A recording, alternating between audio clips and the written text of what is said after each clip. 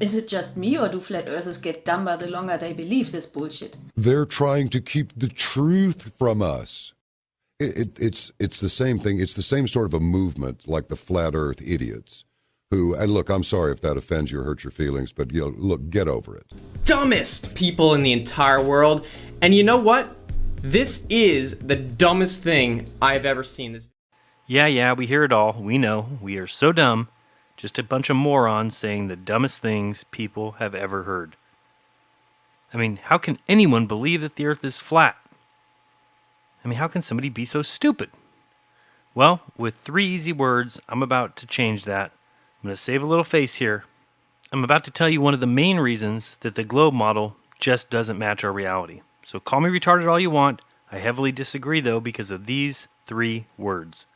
We see too far. Let's take a look, shall we? Thanks for joining me. This is Jeranism. Guidance is internal. Ignition sequence start. 3, 2, 1. Houston, we have a problem. Liftoff. We have a liftoff. You can tell it's real because it looks so fake. Because it looks so fake. Because it looks so fake. Because it looks so fake. Because it looks so fake. What's going on, everyone? It's Jaren from Jeranism here with a short video for you. And yes, I'm fully aware that it's not 3 words. You thought you caught me slipping, huh? Sorry, Jack. Not gonna happen. So let's take a look at these 5 very important words we see too far. To begin, let's take a look at this PDF. Very interesting document here. The link is in the description. And a big thank you to Ian Leahy for bringing it to my attention. The title of the PDF is Pub 200, Sailing Directions, Planning Guide, and En Route, Antarctica, prepared and published by the National Geospatial Intelligence Agency, copyright the United States government. This is the 11th edition, the 2017 document. Let's see, we're going to go to page 54, and we're going to take a look at something interesting here. We're going to look under optical phenomena. And it says, optical phenomena are common in the region to the south of the 50° south marker, and their frequency reaches a maximum in Antarctica. These phenomena, whose appearance range from intricate geometric patterns to colorful electrical displays, are associated with the refraction, reflection, or diffraction of light and electromagnetic activity. There is almost no dust or solid particles in the Antarctic air, and the prevailing winds blowing off the continent have small moisture content. Consequently, the visibility is usually very good and often exceptional, a fact which, if not appreciated, may lead the observer into serious error when judging distances.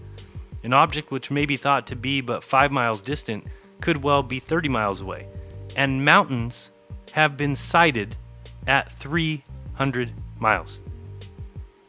Let's read that last sentence again. An object which may be thought to be but 5 miles distant could well be 30 miles away, and mountains have been sighted at 300 miles. Let me just say right here for the record that if anybody can see mountains 300 miles away, then the globe Earth is done, which we've said so many times. But you'll allow excuses. If you do allow those excuses, then expect them, because that's how they've gotten away with this for 60 years. Think about what's being said here. If we can see mountains at 300 miles in the distance, let's start out with the highest point on Antarctica. So we're giving them every credit we can possibly give them. They're at the highest point in Antarctica, which is 4,897 meters or 16,066 feet. So they're at the absolute highest point, and they're looking off in the distance to see 300 miles away. And when we punch that into the calculator, we get about 13,000 feet of hidden curvature. So they're already over 3 miles high. And again, if they're looking at any mountains 300 miles away, then they are all far too short to be seen. They have to be behind the curve. So this is where we run into problems, and it gets much worse, because that we just took at 16,066 feet. Let's bring it down and say they're on a boat. The name of the PDF, or the title of the PDF, was the Sailing Directions. So they've given some information for sailing directions saying that people seen mountains at 300 miles. So if that's true, then we really need to pay attention here, because what that means, let's put that into the curvature calculator. And what do you know, with 10 feet observer height, looking at 300 miles, you would have over 11 miles of curvature. ladies and gentlemen, there is no mountains over 11 miles or anywhere close that are going to be seen in Antarctica from over 300 miles away, or 300 miles, or 250. We can see that is 58,397 feet. Let's change it to 100 feet. It's a very large boat now. And when we do that, we get a total of 55,000, still 10 miles behind the curve. It's simply impossible and obvious what's going on here. I wanted to show you a website that you can go to. It's called beyondhorizons.eu. If you head over there, it's people who are taking pictures of extremely long distances. You need to do the same. Get out and do your own tests, do your own research, because when you do observe mountains at 120 miles, at 150 miles, 160 miles, then you have no more reason to believe in a globe. It's impossible. What you have to believe is you have to then take the words of men who say that for some unknown reason, the sun is lifting mountains up off into the distance from behind the curve, which has never been proven, which has never been shown. There's no test, there's no experiment that can show it. It's just men's words. That mountains get lifted up, and it's not like they float up in the sky, or sometimes they're a little bit wavy and they're distorted and it's a mirage. No. These are complete mountain chains sitting at the horizon. So while you may call flat earthers idiots and you may call them morons, it is not flat earthers that are believing in the levitation of mountains. In the 11-mile high, 55,000 foot levitation of entire mountain chains for the sole purpose of displaying them for you at the point of the horizon. No flat earther believes that. However, if you're a globe earther, that's what you believe. That's what you trust. That's what you've put your faith in, that's what's going on. And when it comes to refraction, it doesn't even matter whether they need it to bend up or to bend down. They'll just say whatever they need to say at that particular moment. And another thing that I can't say enough is that you need to recognize why waiting for mainstream to come out with this, or waiting for the current science establishment to relinquish these facts, will never happen. Because they've built their entire scientific enterprise around these ideas that we are debunking, that we are calling into question.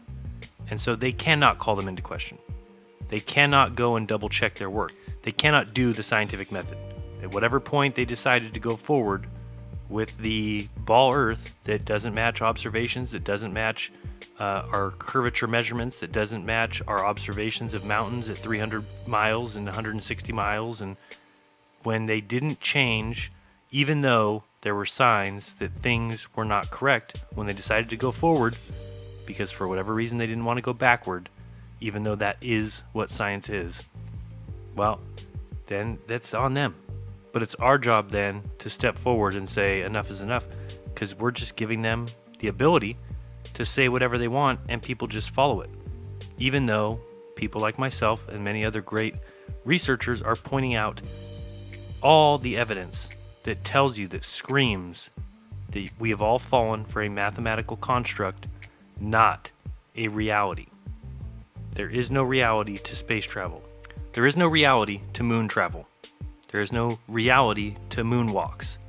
There's no reality to Stephen Branson putting hotels in space. There is no reality to Juno orbits around Jupiter. There's no reality or truth in the Pluto missions. There's no reality or truth in Cassini. They've never been to Venus. There certainly is no rover on Mars, and there absolutely is no Starman in a Tesla Roadster in outer space. And the quicker you can make that decision for yourself and do your own research and reach the right conclusion, the better. Or you can put your trust and faith in Brian Cox and Bill Nye and Michio Kaku, people who could not possibly even begin to look into the things that we're saying are not true, because it calls into question their entire industry. And believe me, they're going to do everything in their power to keep their positions of power, to keep their significance and their fame. The last thing those guys are interested in is the truth. And that is the truth. Speaking of people who have absolutely zero interest in the truth, let's talk about the site metabunk.org and its owner, debunker extraordinaire and government shill, Mick West, who has now, 4 or 5 times kicked me off of his site because I make posts calling into question their basic debunking skills, which are non-existent. They're lies. They just dismiss things that have no reason to be dismissed. And we're going to show you one particular incident here. This is regarding the Kanagawa observations. And so I went to the forum, this is about a year ago, and dropped a picture and started speaking about it. And let's take a look at what Mick West had to say about it. It is interesting, as always. Does he have a clue? I don't think so. All right, so I dropped the image, and he came back, and he is a Wikipedian. That is his religion. And so he dropped a link to his holy site. It's basically like the Vatican for him. And the quote is, "On the horizon, refraction is slightly greater than the apparent diameter of the sun. So when the bottom of the sun's disk appears to touch the horizon, the sun's true altitude is negative. If the atmosphere suddenly vanished, the sun would too." All right, here's what Mick wrote. He said, "So when the sun is touching the horizon, the real horizon is just above the top of the sun, about here.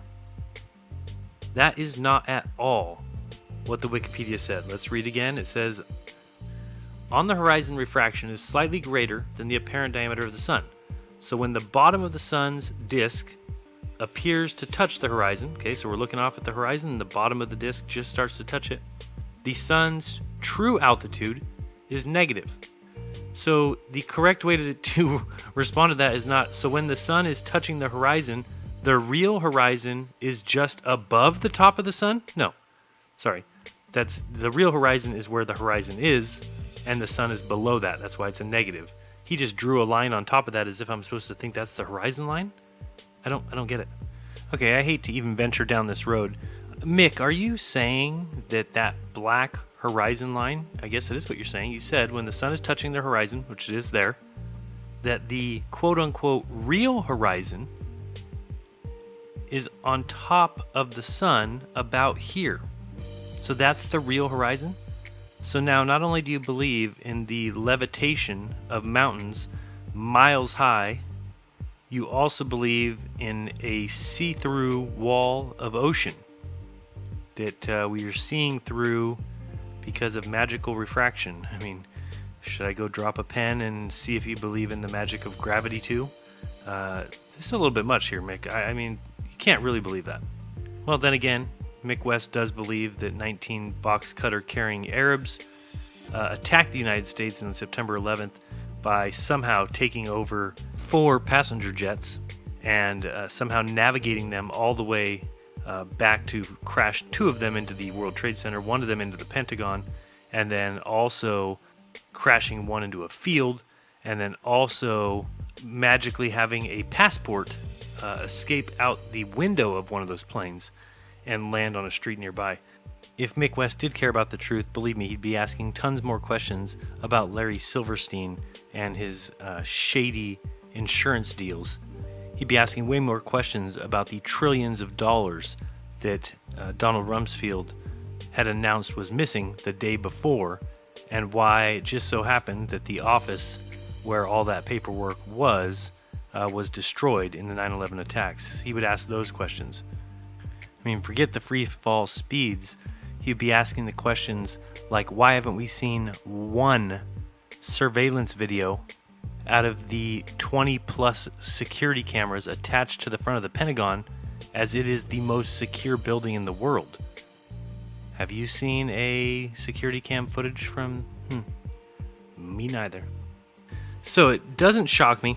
I mean, it really doesn't. The steps these guys will go to hold on to and protect their religious adherence and belief is certainly frightening.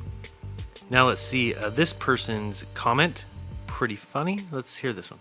He says, "A careful observation of any sunset or moonset will show the atmospheric refraction." Okay, and how do we know it's atmospheric refraction?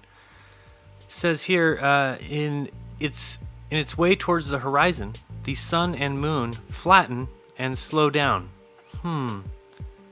So we can call that atmospheric refraction, even though we don't see it on anything else.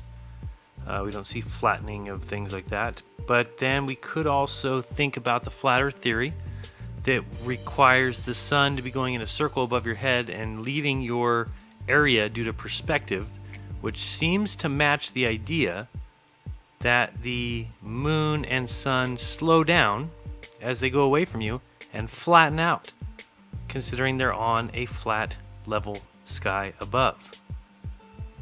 So next time you're at the beach, take a look at or anywhere, I guess for that matter, when you're looking at a sunset, and you'll see the sun do what the orange disk is doing there on the top. As it's a circle, then it gets a little bit oblong, and it looks like an egg, then it gets flatter, flatter, flatter, as it goes away from you and slows down. They will have you believe that the yellow disk, the yellow one is the sun, and I guess you're to believe that it's way down there when it's really looking flat to you. We're just magically seeing around curves. All this stuff that's so fantastical, so magical, so special, so unbelievable. So, I don't know, something from nothing. So Big Bang. So relative. You know, it's just really amazing. The physics are amazing. Great science. All right, so now just to finish off about refraction, we know what they say, that the true position of the sun on the left-hand side, the bottom circle, versus the perceived position. Basically, you have that sun ray coming in, hitting an atmospheric layer, slowing down, slowing down, slowing down until it hits the observer on Earth. And the observer on Earth, since he's looking out in that direction, where's the most amount of atmosphere for him? It's definitely at the far end of his reaches, because he's got to look through all that thick, murky atmosphere. And so, to him, it's lower like it is there. But basically, this tells you that things in the distance bow down, not up. If they bow up, it's because it's a mirage. It's a superior mirage. It's a Fata Morgana. It's a reflection. All right, and real quickly, I will prove to you that things do bend down. All right, so recently I did a little experiment. What you see there is painter's tape. I just taped it on the countertop. So you're looking at the wall of my counter, and then you're looking at the reflection of those blue pieces of tape in the countertop itself. Now, you may see a bend, almost a Soundly Lake Pontchartrain bend. Well, what is that all about? I mean, why are we seeing that? Looks like a bend. It looks like it's bending down into the corner there. Is there a hump in my kitchen? Am I living on a sphere? Are my countertop spheres and I didn't know it? Not exactly. The reason that we're seeing this bend, we'll call it the Pontchartrain bend, that's because I'm viewing this through a square box of water to kind of model the idea of distant atmosphere. And that causes the bending. And if you think about the layer that sits on top of the ocean, sits on top of Lake Pontchartrain and other lakes, that little distortion there is enough to cause this bend. So we'll take one last look at a couple images from Canigao. Just type that into your search and you'll see tons of real photographs taken by real people. Fly there yourself and take a picture if you'd like. I'd like to. But, you know, to just believe in stories of space but then call questioning this stupid, in my opinion, is a gross, gross misstep. Really bad one, in fact. So I totally recommend that you take a look at that website, Beyond Horizons, and then also do some measurements of your own. Find some nice flat land, some distant landmarks, and see if you can see further, because it seems that everybody who tries does. Now, this is one I get all the time, the question of all questions, which still makes absolutely no sense, because you've got the people questioning it admitting defeat. For instance, in this image here showing these buildings, I believe we're looking into Toronto. And here's the issue that I have, is somebody says here, where's the missing 300 feet? Well, why don't you worry about how many feet are supposed to be covered by your globe and not just take whatever you can get? Like, oh, there's 300 there. This is the globe, because it's got to be covered by the water, which makes no sense. I mean, picture that line there being water, which is above the building. It would just spill on the buildings. We know how water works. You don't have balls of water rolling around, huge curvature of the whole earth of water. It just doesn't happen. And to show you what does happen, I have some images. So let's look at these. Okay, and just so you know, this is a sideways view, as if we were looking from New York to Toronto across the water. So our observers there on the right in New York looking at these buildings. And we know that there is a layer of atmospheric junk, distortion. It's going to be the very murky and wet kind of in-between spot between the cold air and the cold water, or the warm air and the cold water.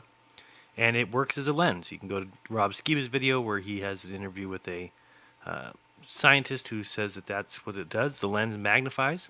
So I drew a little white line there to kind of give you an idea.